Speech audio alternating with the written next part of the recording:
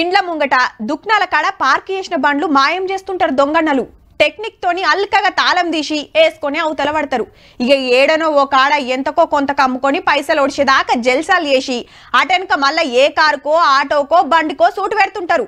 అట్లనే లారీలు ట్రాక్టర్లు ఎత్తుకుపోయే మోతవర్లను సుధా చూసినాం. కానీ నడుమ దొంగనలు గివ్విటి మీద పడుతున్నారు.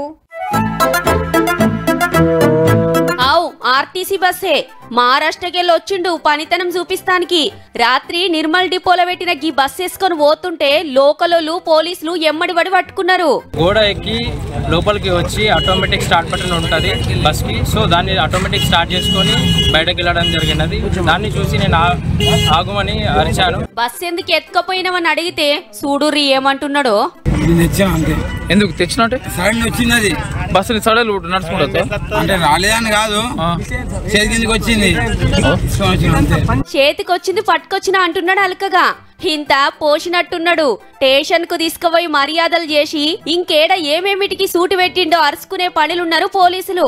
అయినా బయటోళ్ళొచ్చి బస్సు తీసుకుపోతుంటే కూడా చూసుకోలేదంటే డిపో వల్ల పనితనం సుతా తారీఫ్ చేయాల్సిందే పో.